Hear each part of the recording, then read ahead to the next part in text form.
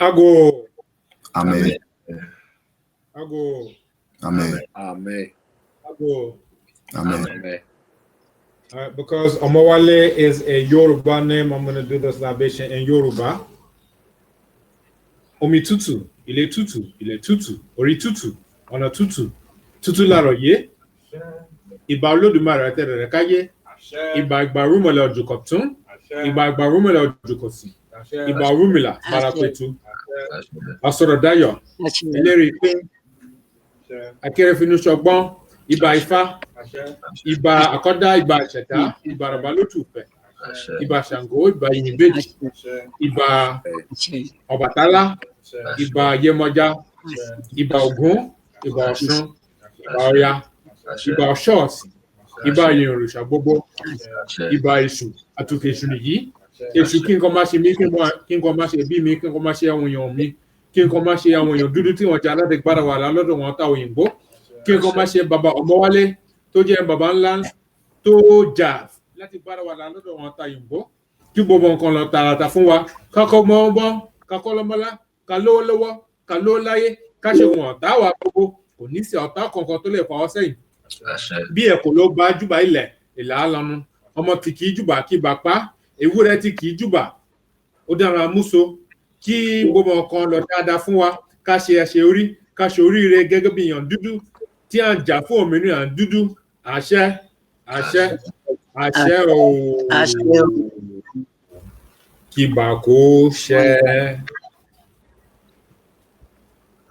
All right, give thanks. Tatenda, or Edufe, as we say in Yoruba. Tatenda, spoken in the Shona language of Zimbabwe, would mean the same, means thank you.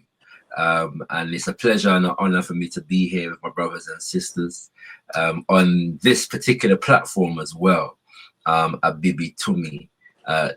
And we give to all the brothers and sisters who are at the helm of the establishment and the maintenance of these institutions. Forgive me, I'm going to change my mic setting quickly, just to make sure that it's probably going to be better. So let me just do that right now, and you can let me know if you can still hear me good. 1 second. Okay, can you still hear me? Yes, we can hear you. Give thanks. All right. So yes, as I was saying, it's a pleasure to be here, particularly on this platform and this institution. And we give thanks to the brothers and sisters who are at the helm of maintaining and sustaining Abibitumi for our people. And we understand and we know that all great things, start in certain places. We have to take the first step, and we understand and we know and we put the energy behind the word to make it happen, that Abibitumi will be a central hub for African revolutionary consciousness development and autonomous nation building. And so we look forward to being all agents of that process in progress. It was an honor to be requested, to be asked to present as a part of this series. And when the dates were put to me, this day being so close to the birthday of Papa Omawale, it was in my heart and my mind that this should be at least one of the suggested topics for today. And so I don't mind saying to you that the presentation that I'm about to deliver is a work in progress, because there's a lot that Papa Omawale was dealing with in the last year of his life, and a lot of evolution was taking place. So I'm still fine-tuning how to put together and present a lot of that work and a lot of that evolution. But I do hope that ones gain something from this particular hot off the press presentation. It's the first time I've delivered it, although I have delivered other presentations concerning the life and legacy of Papa Omawale. But crystallizing his political work and action, it coming out of the Nation of Islam and developing the Organization of Afro-American Unity is still work that is being done in our global African community in general. But it's very important that we do it in relation to Papa Omawale, because of the fact that this is a man whose legacy has been subject to serious revisionism since the day that he was shot down, the 21st of February 1965. And that revisionism has taken on different iterations, and various different peoples have been agents, of that revisionism. But the best that we can do, the least that we should do for our ancestors, is to speak the truth of their life and their legacy, and to preserve their work for future generations to come. And so this is my humble offering in that regard, and it will continue. And I hope ones and ones get something from it, as I've said before. It's important to me because I'm a man, I take Papa Omawale personally, because really, coming up as a child in the Al-Kebulan revivalist movement, and for those brothers and sisters who may not be aware of who I am, I'm a born and raised member of the Al-Kebulan revivalist movement, which means I was born and raised in the African-centered Pan-African Black Nationalist community in the UK. My father, brother leader Mbandaka, is the spiritual leader of that organization. And so we consider ones like Papa Garvey, Marcus Mosiah Garvey, to be prophet. We consider Papa Omawale Malcolm X to be a prophet of African liberation. And so really growing up in that context, it was Papa Omawale Malcolm X, who I would say for me, gave me my clearest understanding of what it means to be an African liberation freedom fighter. Of what it means to pursue Abibi Tumi, Abibi Fahodie, what it means to be on the road of liberation. My clearest early recollections of it came through Papa Omawale Malcolm X, and being taught in that environment whereby we were learning about his life and legacy as children. And so obviously we learned about the distortions, and that we had a responsibility to correct and to live according to that true legacy. And so we're going to explore those things today. I try to be interactive, but to be honest with you today, let's get through the presentation, and then we'll take the questions at the end, because there's enough things to get through. Right, so we start here, And by the way, can everybody see the PowerPoint? Roger, Annie, yes, we can see it. Give thanks, attender, Mandasipa. And so we see here the parents, of Omawale Malcolm X, Mama Louise Little and Papa Earl Little. And for those of us who are familiar with Papa Malcolm X's family, we would know that these are two stalwarts of the UNIA-ACL, the Universal Negro Improvement Association, and African Communities League.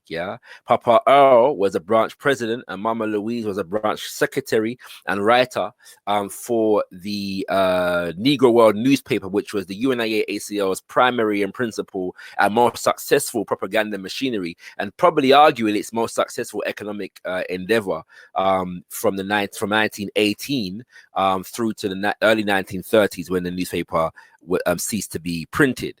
But we know that these two met in the organization. They both came to the organization independently, met in the organization, and started a family in that organization. And so we understand and we affirm, that Papa Omawale did not come out of thin air. He was born to Garveyite parents and had a Garveyite foundation.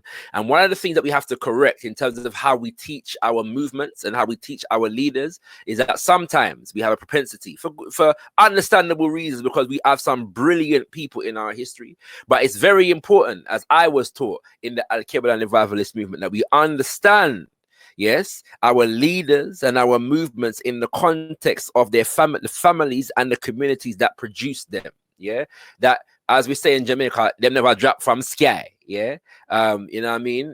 So we have to appreciate the foundation for what it is, good, bad, and indifferent. And obviously we understand that Papa Omawale had a good foundation with his Garveyite parents.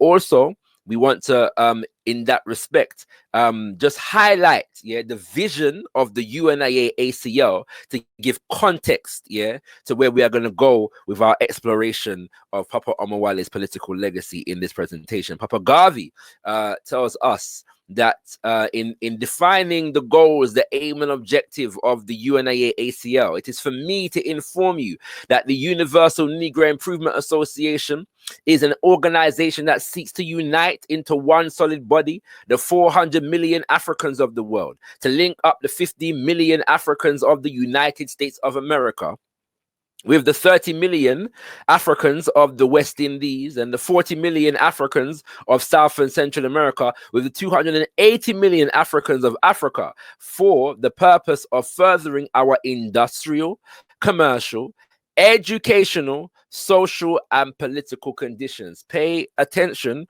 to the words, economic should be here. So we can replace the word commercial relates to the word economic, yeah? So take note of that. Take note of the word social and take note of the word political, okay? And so we see Papa Garvey laying out a vision of unity, but not just unity for unity's sake, unity with a purpose, yeah? Industrial, commercial, educational, social, and political conditions. And that relates and culminates, or you could, a term that we could use to encompass that is nation building, autonomous nation building, yeah?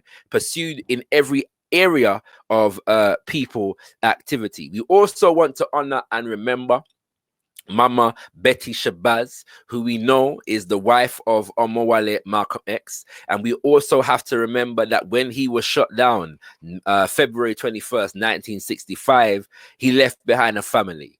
And I think that we have to do better work as brothers and sisters coming out of the Black Nationalist Pan-Afrikanist, African-centered, the conscious community, wherever phrase is used to identify us. We have to do a better job, yeah, of remembering the families, yeah, of our slain leaders, of our incarcerated leaders, yeah. You know, it's something that we have to do a better job of, because oftentimes the families of our activists, our liberation freedom fighters have to struggle, and we are all struggling as a people, so that makes sense in that regard to some degree. However, you know, our movements must at least remember them, yeah.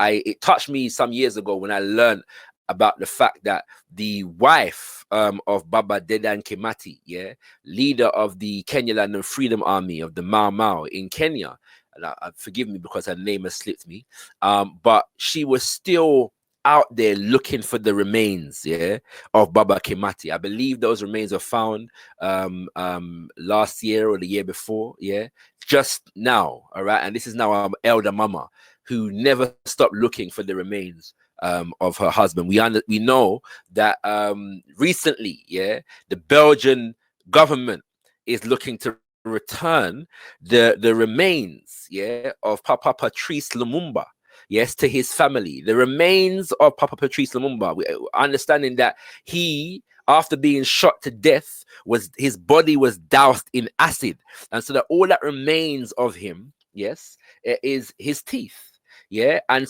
these teeth were in Belgium. In fact, there's a Belgian ex-secret agent, yeah, who is in a documentary holding the teeth in his hand, yeah, and gloating about the fact that this is the only part of Papa Lumumba that is left, and was gloating about the fact that Africans believe that he will return, and he said, well, if he returns, he will return without teeth, yeah. But Mama Pauline Lumumba, and I've had opportunity to speak to the grandson and the grandnephew of Papa Patrice Lumumba, and that family has always fought, yeah, for the preservation of his life and legacy, and for the return of those remains from Belgium. We understand that may be happening right about now, but maybe there's a silver lining around the fact that those remains were in Belgium. It leaves us in no doubt about who was behind, yeah, the assassination of our great ancestor. But my point here is that we have to remember the families, and with that, we want to remember the daughters of Omawale Malcolm X, five of the six of them are pictured here. And you know, this is a family that has had to live with the trauma of the loss of their father from that time until now, and that manifested also in the assassination of Papa Omawale's grandson, Malcolm Shabazz, in 2013. He was killed in Mexico, killed after writing a letter, yeah, in which he implored the African community, yeah, to look out for him because he was being targeted. A brother who had his own trials and tribulations in life, yeah, but began to stabilize and center himself and come to terms with his grandfather's legacy and walk a path that would seek to build upon that legacy, and was taken out before, yeah, that that manifestation could come into full bloom, yeah, in 2013. But we have to put this into context. Malcolm Shabazz is killed. Omawale Malcolm X is assassinated. Papa Earl Little is assassinated, along with a number of his brothers who were all activists in and around the Garvey movement. So Malcolm Shabazz represents the third generation of African manhood, liberation-orientated African manhood in a single family line to have been taken out. Yeah, to have been taken out. And this is important in this day and age where the destruction, the diminishment, and the denigration of African manhood, particularly as a revolutionary and solutionary force in the hearts, the minds of African people, is at an all-time high. Yes, we have to be conscious of the denigration and the destruction of African manhood. And it is with some sadness, yeah, but resolute sincerity and determination that we identify, yes, that this family line in particular has been subject to that attack, and we need to learn the lessons, yeah, that come from that reality. And so we honor the family of Omawale Malcolm X, and in doing so, yeah, let us hail the name of his big sister, who had such an influence on his life. And I said the other day, you know, I believe that in the final analysis, there's nobody that Papa Omawale respected more than his big sister Ella, who was central and pivotal in terms of his personal evolution as a man, and also his public community evolution as a freedom fighter for African people. And so we honor the name Mama Ella Collins, who really was a mother figure in his life. Especially given the fact that Papa Earl was assassinated and his mother, Mama Louise, was committed to a mental asylum because of the pressure that the American state had heaped upon her. All right. So it's important to remember these brothers and sisters, these elders and now ancestors, you know, when we honor Papa Omawale Malcolm X. All right. So to get into the substance of our presentation today, yeah, we identify that the dominant narrative of Omawale Malcolm X centers around transformations that he made in his life. And we have Malcolm Little, yeah, anything from birth to when he hit the streets, all right, of Detroit and Boston and other places in the United States of America. When, as we might say in Jamaica, he was a real bad man, yeah, walking road, all right. And then he goes to prison, and in prison, there's a transformation from Detroit Red into Malcolm X, the man that we know as the national spokesman, who became the national spokesman of the Nation of Islam under the leadership of Elijah Muhammad. And then we're not going to go into this history today, but things go on, yeah, and there is a separation between Malcolm X and Elijah Muhammad and the Nation of Islam. And Malcolm X goes to Hajj in Mecca, and he comes back reformed, yeah, as El Hajj Malik Shabazz, yeah. And this, the El Hajj Malik Shabazz iteration of Malcolm X renounces all of the quote-unquote racism that he learned in the Nation of Islam, that he moves from being black focused to being world and humanity focused, that he discards and rejects and curses all things that were associated with the Nation of Islam. He adopts Orthodox Islam, yeah, and becomes an Islamic evangelist, yeah. This is how some people would tell the story. Then there are others who say, well, yes, he went to Hajj and he came back and realized that the white man was not the devil, and so then therefore he he began to be open to Marxism, right? And workers of the world unite politics is what Malcolm X was either dealing with or moving towards dealing with. And then some come back and say, well, actually, he came back and in the realization, the epiphany that the white man was not the devil, he began to seek integration. That Martin Luther King and James Farmer and A. Philip Randolph and all of those civil rights activists who were more on the integrationist line, yeah, began to make more sense to him. And so he was moving more towards those brothers and elders to work towards being fully integrated into American society. And we say that not to denigrate all of the names that I've just mentioned. For example, I consider Papa Martin Luther King to be one of the bravest individuals ever to walk the planet Earth. A man who was sincere, but also, yes, also subject to evolve. And the truth is that he was evolving more closer to what Papa Omawale Malcolm X was dealing with.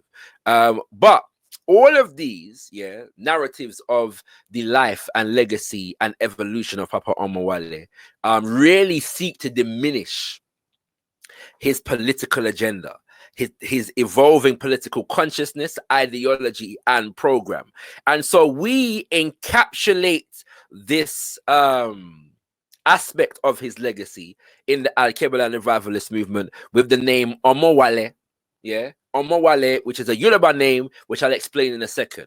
But for now, the significance of this is that we have a tradition, yes, within the African-centered, Afrocentric, Pan-African movement of discarding European names, yes, and reclaiming African names. And when we have children, we don't give them European names. And I give thanks, yeah, to the consciousness and the wisdom of my parents in the sense of the fact that I have never carried a European name for the entirety of the time that I've walked the planet Earth. But that is built upon the foundation of the fact that my father discarded the European name and took on the name Mandlang Kosi Vuyo Payam Mbandaka. And so my name Tafadzwa Nyasha Shakara Payam Mbandaka comes in that line, yeah, and in that tradition. And so as Pan-Africanists, we unapologetically emphasize the African name that Omawale Malcolm X was given and took on, yes, and embraced, yeah, for its political as well as its cultural significance. That's not to say that we don't, you know, we don't refer to him as Malcolm X, because we do, because he said that he will keep the X, yeah, as long as the condition that produced it remains. That doesn't mean that we discard the name Malik Shabazz, because that was his official name on his documents. In fact, people that parrot the Malik Shabazz narrative often don't realize that he had the name Malik Shabazz when he was in the Nation of Islam. Yeah, the only thing that was added after Mecca was the El Hajj part to symbolize that he had actually gone on Hajj. Yeah. All right. But we emphasize the name Omawale as symbolic of his evolving Black Nationalist Pan-Afrikanist political consciousness. And so we go forward to explain that right about now, as he explains in the autobiography of Malcolm X. And I'm reading this entire section so that you understand the context in which he was given the name. All right. He says, speaking in the Ibadan University Trenchard Hall. Yeah. Now notice that, yeah, that the Ibadan University has a hall called the Trenchard Hall. All right. You know what I'm saying? Ibadan, you know what I mean? Sounds, there's some drum, there's some rhythm in that. Yeah.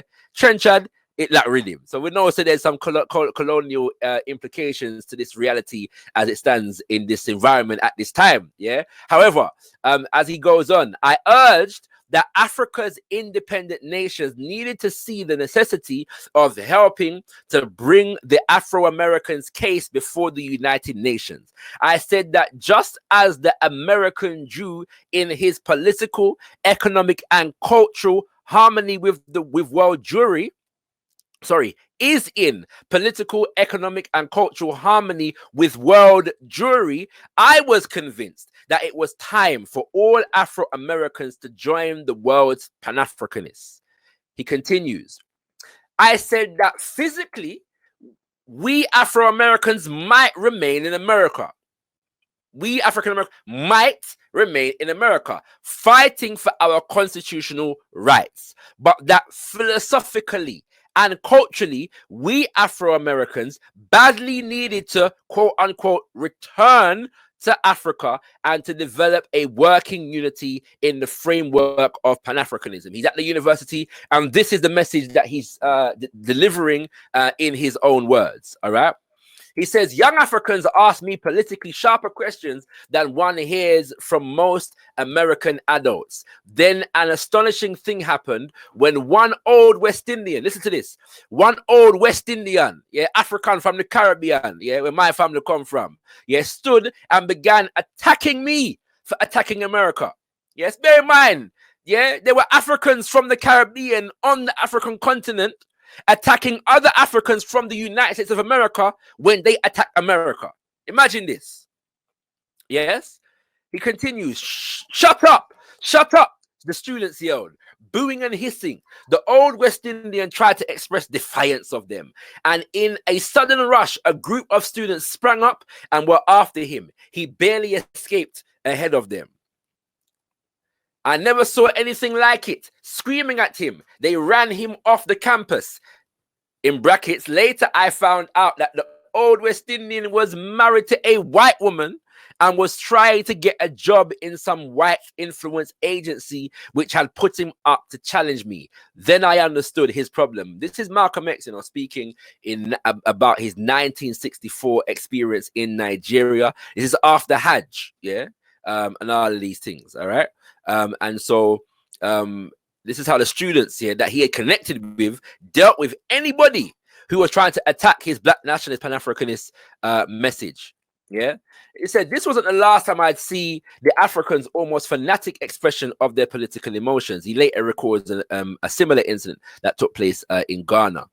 Afterward, in the Students' Union, I was plied with questions and I was made an honorary member of the Nigerian Muslim Student Society. Now, I always find this very interesting. Yes, the Muslim Student Society, yes, is hosting OMOWALE, Malcolm X, yeah, because obviously they got a connection, they got a religious affiliation, and whatever our critique, yes, of the role of Islam, yeah, in our people's history, there are Africans who are Muslim, right? So they're going to connect, you know, on the basis of being Muslim. So the Muslim Student Society are hosting him, and they make him an honorary member of the society. Right here in my wallet is my card. Hajj Malcolm X, registration number M138. With the membership, I was given a new name, he says. With the membership, I was given a new name, Omawale. It means in the Yoruba language, the son who has come home. I meant it when I told them that I had never received a more treasured honor. If my dad was listening to me right now, he'd want me to emphasize that last sentence. I meant it when I told them I had never received a more treasured honor. He'd want me to emphasize the fact that he's speaking after Hajj. He already has Malik Shabazz. He already has El Hajj Malik Shabazz. But this Yoruba name, he's considering to be his most treasured honor. And there's a speech that I haven't put in the presentation where he speaks to the fact that he digs the name not just because of the beautiful sound, but its meaning. Yes, he was appreciative of being bestowed this name, yes, because of its meaning, the son who has come home. He was keenly aware of what that represented, but this was not just physical, yes. This was not just physical, it was spiritual, it was cultural, it was social, a social, cultural and spiritual return to Africa among African brothers and sisters. And so we emphasize that this name because it is the name that has been most forgotten. And because, in his own words, he was honored by the receipt of this name. And so we honor Omawale Malcolm X when we use this name to identify him. So we get to the point in the delivery, in the sharing, where we get to understanding Papa Omawale's definition and exploration of the ideology of Black nationalism. It's been defined in so many different ways, yeah, as has Pan-Afrikanism. And really, we do have to solve the problem of definition or pursue greater definition in terms of our political movements and ideologies and the philosophies that are guiding them. However, what's beautiful about Papa Omawale is that because he was wrestling with these ideas, the way how he expressed them is well documented. And oftentimes when people are looking for this definition, they go to the speech, the ballot or the bullet, which is arguably, I think probably definitively his most famous speech. And it is a powerful speech. Yeah, it's, you know, it's like I played it on one time, and the brother said it's like he's dropping bars like every minute. Yeah, like it's a tour de force of oratory and political, you know what I'm saying, explanation and exploration. However, he identifies the principal issues of Africans in America as political oppression, economic exploitation, and social degradation. And so he's trying to find a political ideology and program that enables us to address these issues. And he is seeing that as Black nationalism. And in a speech entitled The Black Revolution, delivered on the 8th of May, 1964, he said, "I'm still a Muslim, but I am also a nationalist, meaning that my political philosophy is Black nationalism. My economic philosophy is Black nationalism. My social philosophy is Black nationalism. And when I say that this philosophy of Black nationalism to me means that the political philosophy of Black nationalism is that which is designed to encourage our people, Black people, to gain complete control over the politics and the politicians of our community." Very simple. Yeah, the Black man in the ballot or the bullet, there's two different ones, one delivered on the 3rd of April and the other delivered on the 12th of April. The one that was delivered on the 12th of April is the most famous one, but that is recorded in full. But there are aspects of this version recorded on video. Yeah, he says the Black man in the Black community has to be re-educated into the science of politics so that he will know what politics is supposed to bring him in return. And I emphasize this because many people are now trying to reframe Papa Omawale in terms of the fact that the OAAU put forward a voter drives program. Yeah, and so they try to limit Papa Omawale's political agenda to voting. Yeah, you know, in Western governments and all of these things. And there was an element that dealt with that in terms of taking control of our own communities. But this is actually very much broader than that. He says we have to be re-educated into the science of politics. Yes, so that we will know what politics is supposed to bring us in return. That's politics in its broader sense, what I'm emphasizing here, which we'll go into a little bit later on. He says our economic philosophy is that we should gain control over the economy of our community, the businesses and other things that create employment so that we can provide jobs for our people instead of having to picket and boycott and beg someone else for a job. The key principle here is self-reliance, yeah, and self-determination.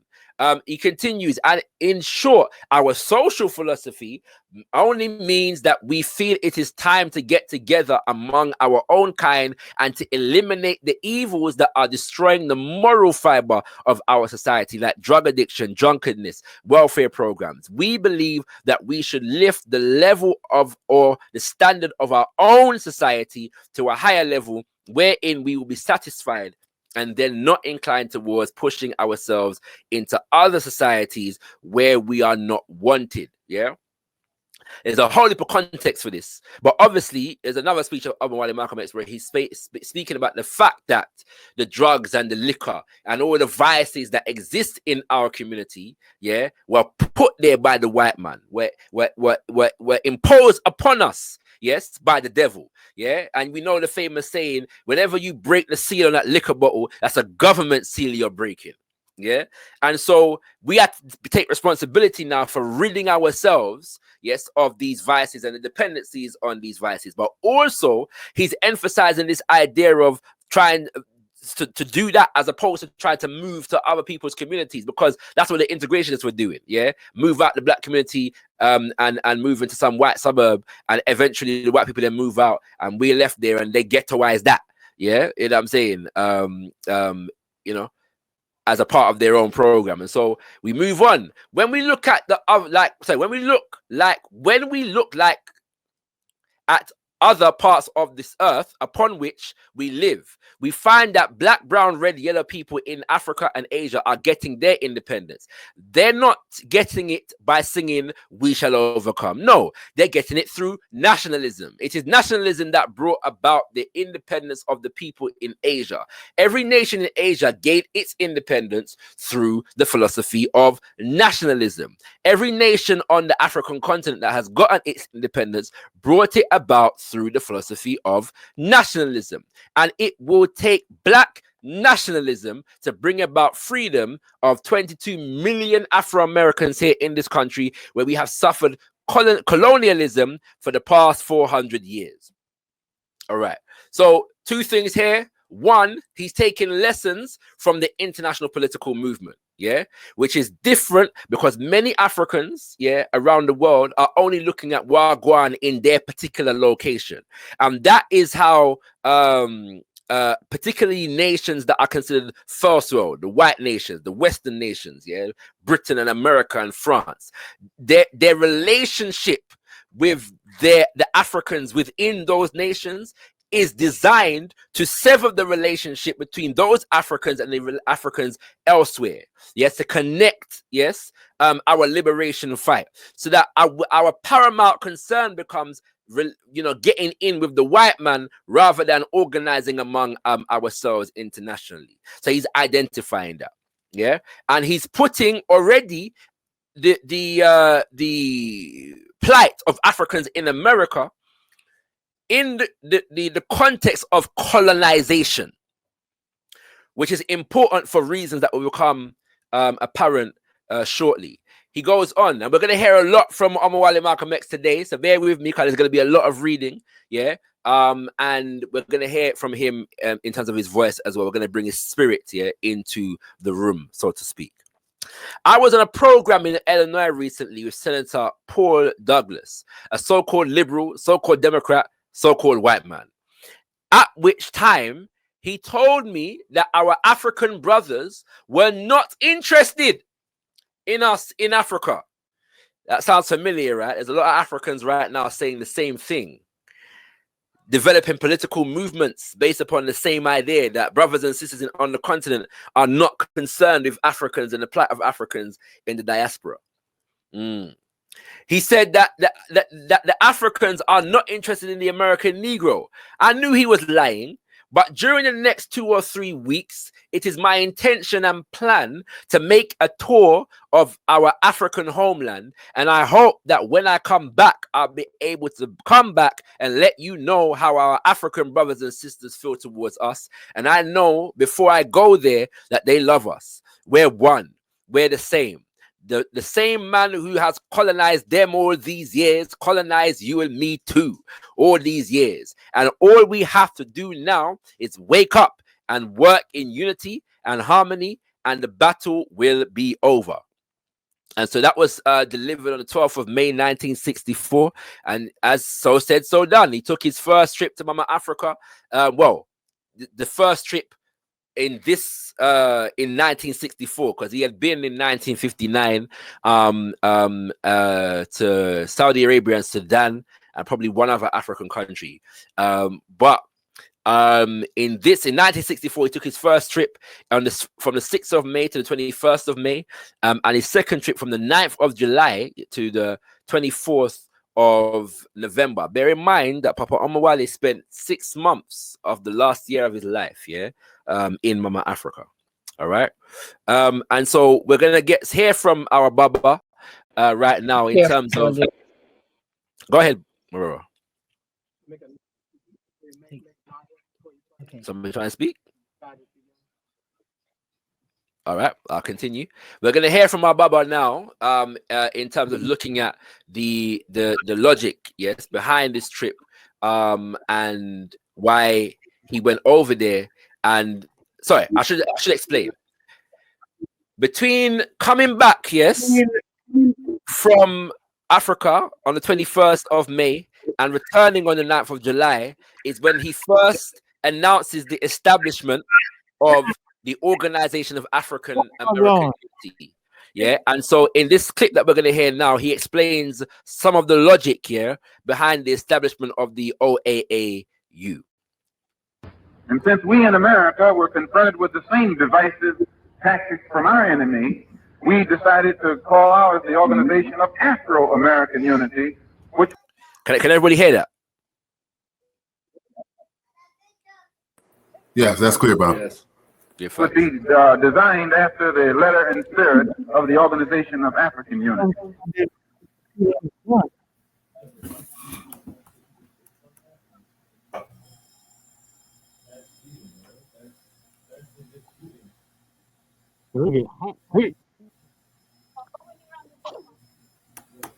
Okay.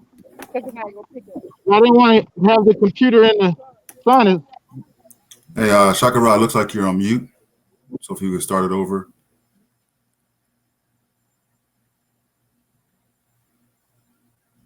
Yeah, and I was hearing some feedback from someone else. So if anyone else is unmuted, please mute yourself. Don't want Shakara on the mic right now. Sorry, are you saying that when I'm muted, you couldn't hear it no more? No, we cannot hear it. Oh, that's okay. That should be playing through the it should be playing through the computer, not my mic, which is strange. All right, no worries. We'll make it work. So when you share, there's a little box at the bottom to click share your audio. Maybe that might. Yeah, I did do that before. Okay. Right, you know what? Let's try this again 1 second, because it is better if I'm able to do it that way. Sorry. So have I stopped sharing now? Yeah. That's correct. Okay, hold on.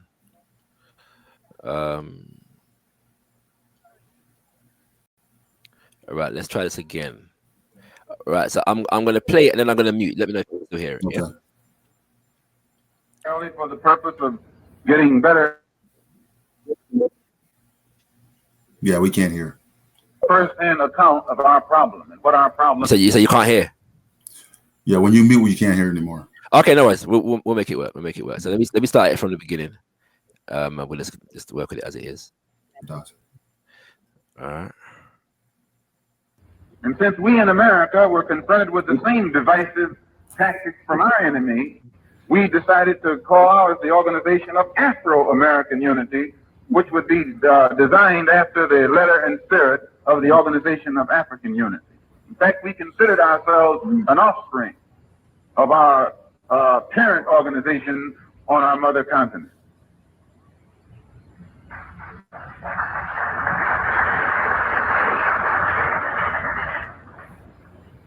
After it was formed, I spent 5 months in the Middle East and Africa, primarily for the purpose of getting better acquainted with them and making them better acquainted with us, giving them a first-hand account of our problem and what our problem actually consists of. When I first got there in July, I found some of them difficult to talk to.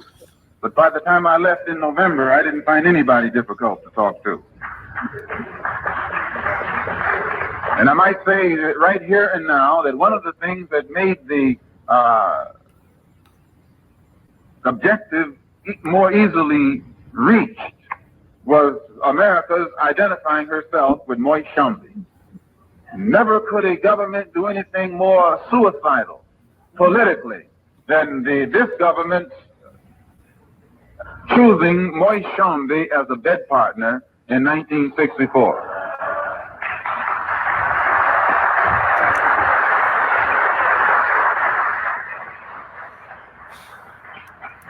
And the offspring of that adulterous act will be something that they never will be able to put under the rug. Right, so I'm going to play a little piece more, right? But just to explain that at that point. So he's explained that he's modeling the intention of the Organization of Afro-American Unity off of the OAU, the Organization of African Unity, which had then developed the previous year on the African continent between the heads of state of the independent African nations. There's a whole heap of contradictions, with the Organization of African Unity. A whole heap, all right? But understand what the intention is. Yeah, this is an organization that basically was developed in order to create some semblance of unity across the African continent and work towards the decolonization of those African nations who are not yet who are still under European or Western colonialism at the time, and there were some revolutionaries trying to operate within that framework, although many of us consider it today to be an extreme compromise, but understand it from the perspective of that time. Yes.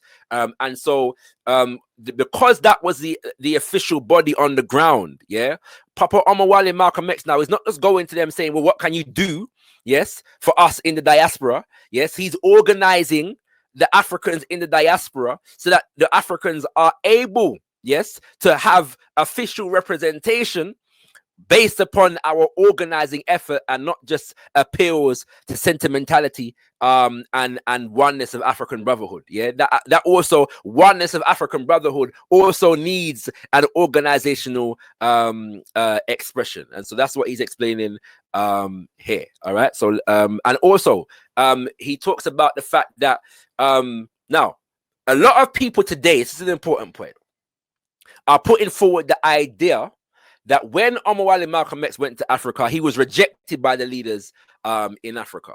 And the people that are putting this forward are putting forward this narrative in order to justify a rejection of Africa, Africanists, and brothers and sisters on the continent, and replace that with an undying allegiance, mostly to America, but also to anything that is not Africa. Yeah, so I've got brothers and sisters from Jamaica who are parroting the same stupidness. Yeah, but in this particular speech, and by the way, this is a Prospect for Freedom speech, which was delivered on the 7th of January 1965. Yeah, just over a month before our Baba was assassinated. And he says, yeah, when he went there, he found some of the people them difficult to talk to. But by the time he left, he never found nobody difficult to talk to. And basically they received support, yeah, from brothers and sisters on the continent. Thirdly, and finally for this section, he mentions the fact that one of the things that enabled him, yes, to get through to our brothers and sisters on the continent was the fact that America at the time aligned itself with Moise Tshombe. Moise Tshombe was one of the sellouts, yes, in the Congo, who was responsible for the assassination of Papa Patrice Lumumba and the movements, the hounding and harassment of the movements that were loyal to Papa Patrice Lumumba and his vision.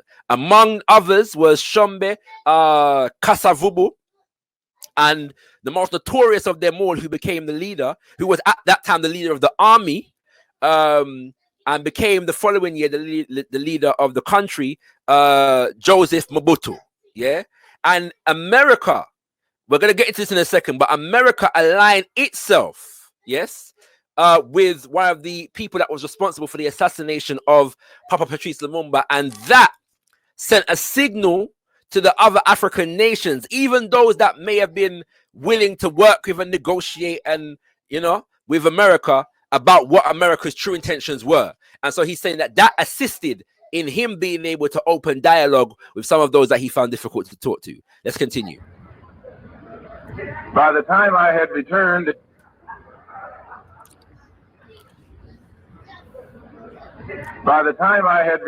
in last month, the Muslim Mosque Incorporated had received official recognition and support by all of the official religious bodies in the Muslim world, and the Organization of Afro-American Unity had also received recognition and support from all of the African countries where I visited, and most of those where I didn't visit.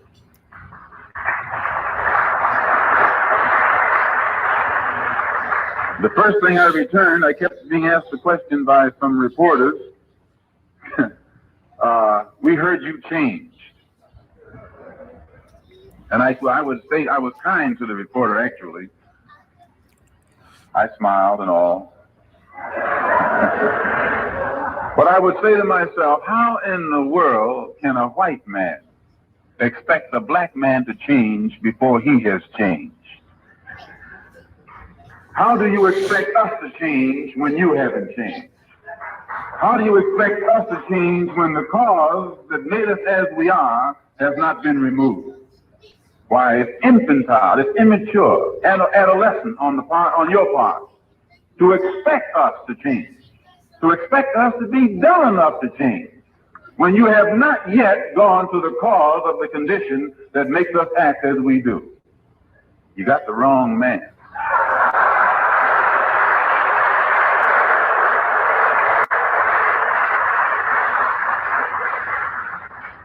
It's true, I'm a Muslim, and I believe in brotherhood, and I believe in the brotherhood of all men, but my religion doesn't make me a fool.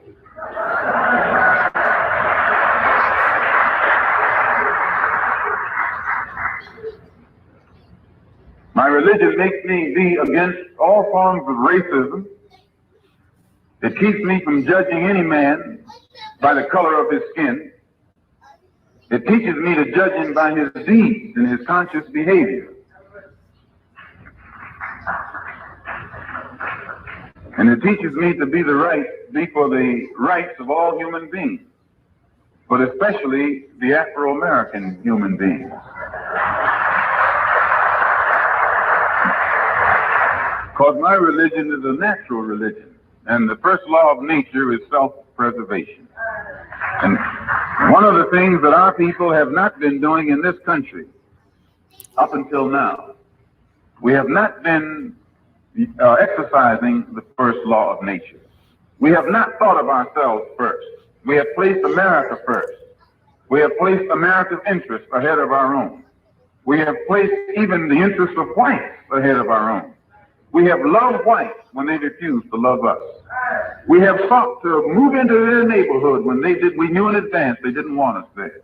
We have crawled like animals at the feet of the white man in this country and been rejected. So that today, if you see us step back and get away from you, you can't blame us. You have to blame yourself, or your mother, or your father.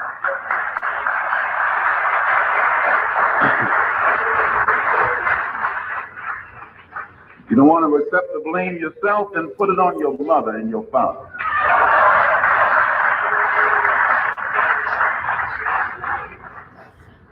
But don't put it on us. All right. So the reason why we've played that should be self-explanatory.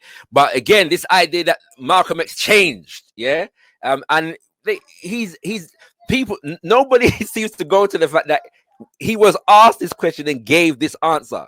Yes, to that particular question right there. So I'm going to assume that is self-explanatory and move on for the sake of time.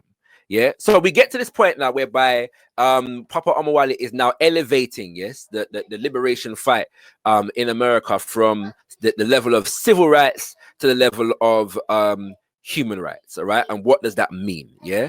So let's go into first of all, in fact, let me explain this firstly, yeah.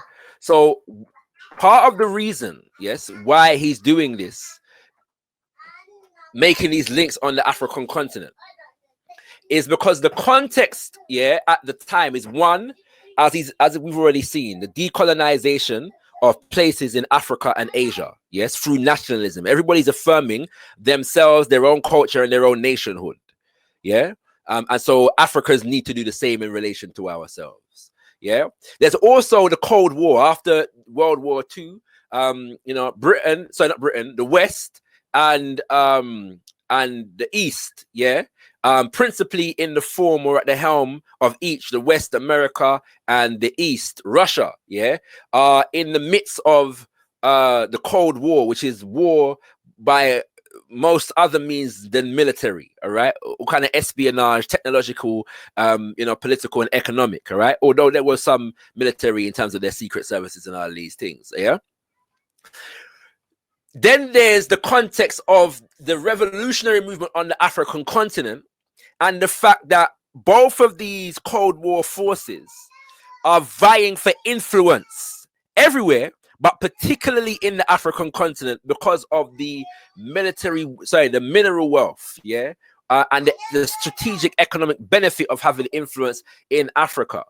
So the West is trying to push Africans towards capitalism and their neo-colonial agenda. And the East is trying to push Africans towards socialism, communism, and their neo-colonial agenda.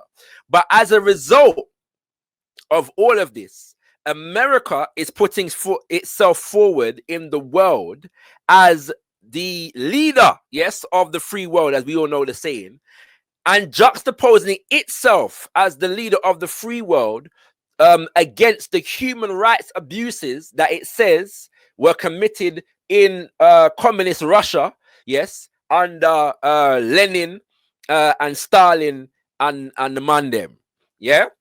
And so Omawale Malcolm X, as he puts it, inserting the Black Nationalists into the civil rights movement and elevating it from the level of civil rights to human rights, is looking to expose America as a violator of human rights.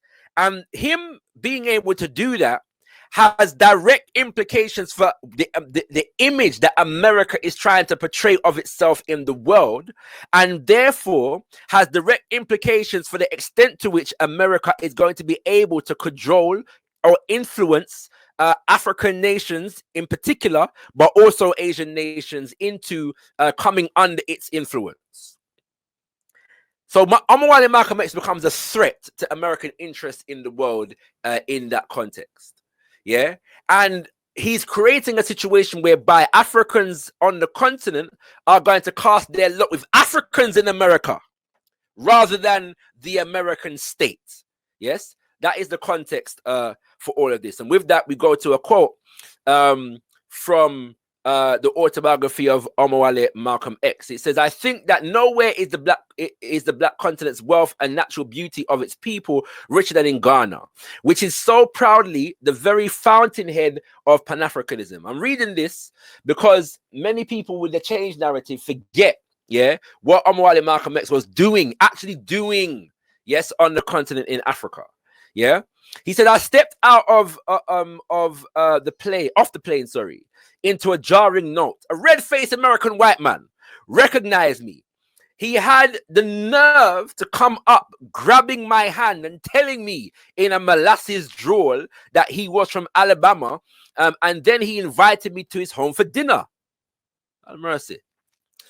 My hotel's dining room, when I went to breakfast, was full of more of these whites, discussing Africa's untapped wealth as though the African waiters had no ears. It nearly ruined my meal, thinking how in America they sick police dogs on black people and threw bombs in black churches while blocking the doors of their white churches. And now, once again, in the land where their forefathers had stolen blacks and thrown them into slavery, was that same white man." Sorry, that's that white man. I don't want to misquote the thing. All right. This is Malcolm X, speaking after Hajj. Yes, in 1964. Right there at my Ghanaian breakfast table was where I made up my mind, yes, that as long as I was in Africa, every time I opened my mouth, I was going to make things hot for that white man, grinning through his teeth, wanted to exploit Africa again. It had been her human wealth the last time. Now he wanted America's mineral wealth. So what did he tell the white man in Africa? He says, "In the University of Ghana's Great Hall, I addressed the largest audience that I would in Africa's mostly Africans, but also numerous whites." Now, bearing in mind, so the white man is in Africa, yes? Decolonization of Guan, the Americans are there, the French are trying to install the continuation of colonialism PAC and installing the CFA franc. This is all taking place during this era, yes? What's the word? Secretary, yeah, refused to sign a thing. And because of that, the French destroyed all kind of infrastructure before they left Senegal. Yeah, Guinea. Sorry, not Senegal, Guinea. And in 1961, I believe it was. So Patrice Lumumba was assassinated in 1961. Another leader who was assassinated in 1961, who we do talk about less, yeah, is Sylvianos Olympio of Togo. yeah, who initially went along with the French, yeah, but eventually decided, said, no, this thing now work, yeah. Was it 61 or 63? One of the two when he was assassinated. Forgive me, I'm forgetting, yeah.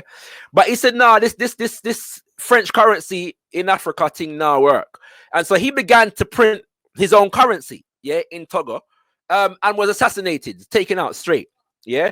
And so we see the environment where the Europeans, the white man, is on the continent trying to install neocolonialism, and Papa Omawale Malcolm X, as well as others, is aware of this fact, hot on the pulse of this fact, and exposing that reality. All right. I tried to let me see. But also numerous whites before this audience, I tried my best to demolish the false image of American race relations that I knew was spread by the U.S. Information Agency, the CIA.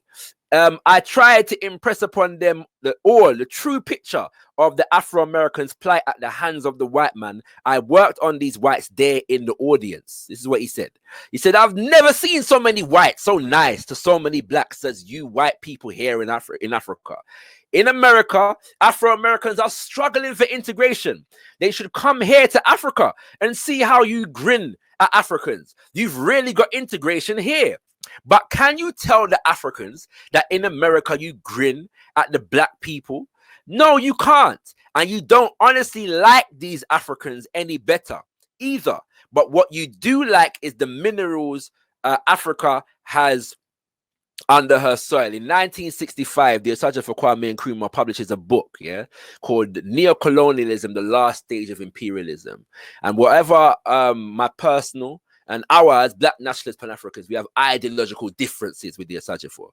But his writing is essential. Yeah, his written work and knowledge of his legacy is essential for us understanding the liberation fight of that time. And one of the things, one of the greatest contributions that he made was to analyze, dissect, and document, this idea of neocolonialism, which he basically describes as the former colonizers, relinquishing quote unquote political power, as in their face is not the face of the government, but controlling the economy and therefore the political philosophy and policy of the nation. And so Papa Omawale is also identifying this as a reality and exposing it. He says, those whites in the audience turned pink and red. They knew I was telling the truth. I'm not anti-American, and I didn't come here to condemn America. I want to make that very clear. I told them I came here to tell the truth. And if the truth condemns America, then she stands condemned. All right. And I guess that speaks for itself, so no further exploration needed. And this is an article taken from the New York Times in July 1964, written by Victor Rysel. Yeah, and I'll put this here so we get an understanding of what the American establishment's response or thought process was in relation to Omawale Malcolm X on the African continent at this time. So now, couple what I've just said, what I've just read from the autobiography with what I read earlier about the experience at Ibadan University. All right. He says the effect of what he told university students in this city. Sorry, Victor Rysel is now speaking about Papa Omawale in Nigeria. Yeah. Specifically, all right, he says students in the city still reverberates in the land of 40 million people, good people, the Africans in Africa, good people, friendly people, eager to reach across the sea to us. But many of the young men and women in this town now shudder when they think of us. For Malcolm X was here, brutalizing us, charging us with being a vast national torture chamber. He so aroused students at the Ibadan University during a lecture here that they threw a university staff member off the platform when the latter attempted to defend the United States.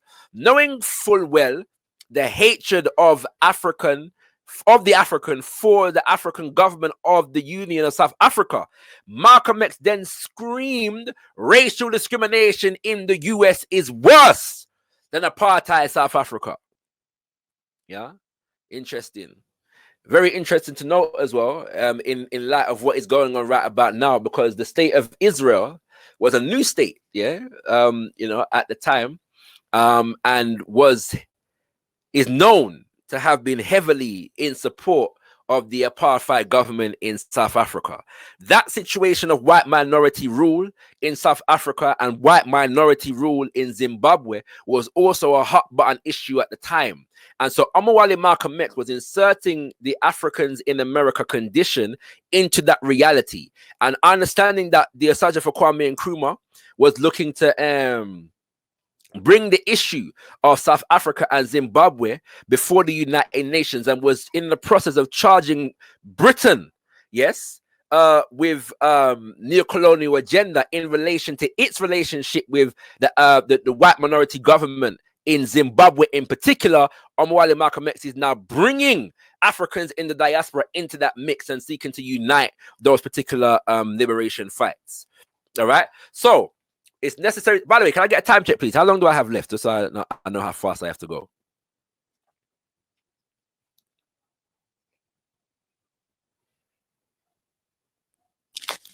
We own this platform, so you can talk as long as you want to. Can't no crackers kick us out of nothing. I didn't want to respect the time and people's time. So yes, I give thanks for that, my brother. Right. So memorandum, to the OAU summit. So the OAU summit in 1964 took place in Cairo, Egypt, in July. Omawale Malcolm X attends the conference, and he seeks to make representation on behalf of Africans, Afro-Americans at the conference. All right, and we're gonna define what Omawale Malcolm X means by Afro-Americans a little bit later on, so stay tuned for that. He is not allowed to speak at the conference, but he is given official observer status, which means that none of the rooms are barred to his entry, and he was given the opportunity to put a memorandum before the conference. And I'm not going to explain too much. Let's just read. These are some excerpts. It's not the full memorandum that he puts forward. These are some excerpts from the memorandum that he puts forward to the conference. He says, since the 22 million of us were originally Africans who are now in America, not by choice, but only by a cruel accident in our history, we strongly believe that African problems are our problems and that our problems are African problems. Some African, emphasis on some African leaders at this conference have implied that they have enough problems here on the mother continent without adding the Afro-American problem. And I'm emphasizing the some because there are some people, in our global African community at the time who are using this particular excerpt from the memorandum to paint the image of the fact that African leaders in general rejected Omawale Malcolm X and the plight of their brothers and sisters in the Americas. False narrative, because they don't tell the full story, and this is the full story. In the interest of world peace and security, we beseech the heads of the independent African states to recommend an immediate investigation into our problem by the United Nations Commission of Human Rights. One last, let me explain this there, because I remember as a child asking my dad about this. I'm like, well, if Omawale Malcolm, where Nationalist Pan-Afrikanist, why is he going to the United Nations, which we know is a neocolonial institution? Bearing in mind that the United Nations comes out of that Bretton Woods institution building in Western Europe, along with the IMF, the International Monetary Fund, the World Bank, the World Health Organization, the World Trade Organization, which are all institutions of white Western neocolonialism and imperialism. And so the United Nations comes about in that context, which is true. However, again, we have to appreciate what's going on the ground at the time. There is a liberation movement being waged by Africans across the world. Everywhere in the world where Africans are, there is a liberation movement being waged, and that liberation movement is more and more looking towards Africa as its center. And in Africa, you have people like Kwame Nkrumah, you had people like Patrice Lumumba, you have people like Modibo Keita, you have people like Sekou Touré, you have people like Julius Nyerere, and others, who are on a scale from revolutionary, whether we agree with all of their politics or not, but revolutionary, to the scale of downright Uncle Tom sellout Negro. All right. And that dynamic is going on. However, these independent African nations are making representation at the United Nations, and there is a serious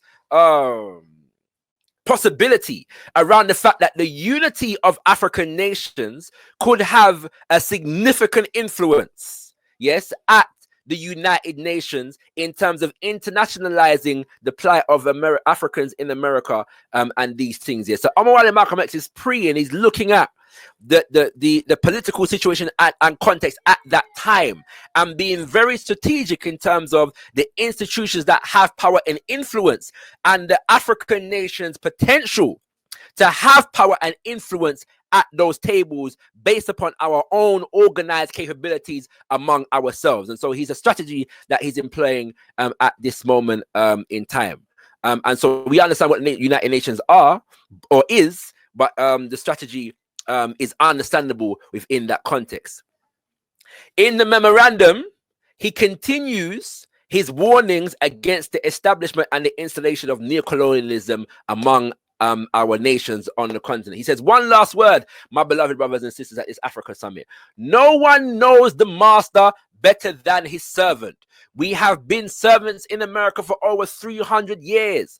We have a thorough inside knowledge of this man who calls himself Uncle Sam. Therefore, you must heed our warning. Don't escape from European colonialism only to become even more enslaved by deceitful, friendly American dollarism. Why is he giving this warning? Africans on the continent, Africans in the rest of the Caribbean, we knew Britain, we knew France, we knew the Dutch, we knew the Belgians, we knew the Portuguese. Yeah, we knew them very, very well. We knew the Spanish. We knew them very, very well. But as Omawale Malcolm X explains, when you're on the football field, and I mean American football, that's what he meant. I live in the UK, yeah, where real football is played, all right, but with your actual foot, you know what I'm saying? But he says, and you're about to get tackled, you don't get rid of the ball, you throw the ball to another teammate. And so the white man in Europe recognized that the white man in America was nothing but his pitney, his child, his cousin. Yeah. So he threw the ball to him. And so the American white man was coming to Africa with pretensions of not being a colonial nation. We have never colonized you, Africans on the continent. Don't look at Liberia. Leave scratch that from your memory right now. Yeah. Leave Liberia alone. We have never been a colonial nation in Africa. Therefore, we come with a different agenda. Yeah. A similar argument to what the Chinese are doing at the moment. All right. So Papa Omawale, yeah, is making it clear, yes, that this white man is the same white man. Yeah. The American white man is the European white man, is the white man. And the white man is the devil. All right. So, whereas many people say that the African leaders rejected Omawale Malcolm X, in fact, they did actually pass a resolution at the conference in relation to his memorandum. And the resolution reads, considering the Organization of African Unity, considering that 100 years have passed since the Emancipation Proclamation was signed in the United States of America, noting with satisfaction the recent enactment of the Civil Rights Act designed to secure for American Negroes their basic human rights, deeply disturbed, however, by the continuing manifestations of racial bigotry and racial oppression against Negro citizens of the United States of America, reaffirms its belief that the existence of discriminatory practices, reaffirms its belief that the existence of discriminatory practices is a matter of deep concern to member states of the Organization of African Unity. 2, urges the government authorities in the United States of America to intensify their efforts to ensure the total elimination of all forms of discrimination based upon race, color, or ethnic origin. Now, from an Abibi Fahodie point of view, from an African revolutionary perspective, this resolution is relatively weak. Omawale Malcolm X says he gave thanks for it when he read it. But being understood in the context of the fact that there are revolutionaries at the helms of these nations, and there are downright sellouts, neocolonial puppets at the heads of these nations. Yes, this resolution is symbolic.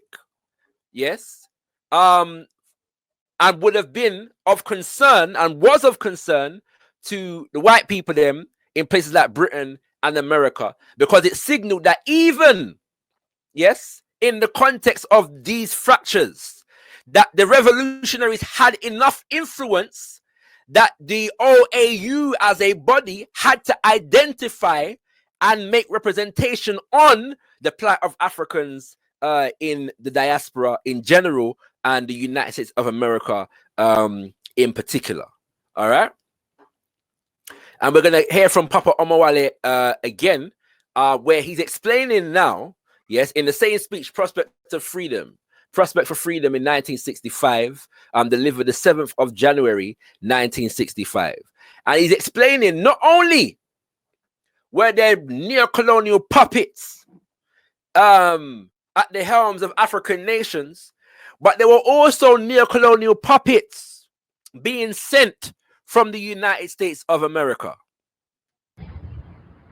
At the international... Machiawo, greetings family. Thank you for watching this presentation on our illustrious ancestor Omawale Malcolm X. The entirety of this presentation can be viewed at abibitomi.com. And if you would like to view the rest of the presentation, please click the link in the description to the video, where you'll be transported to abibitomi.com, where you can view the presentation in its entirety.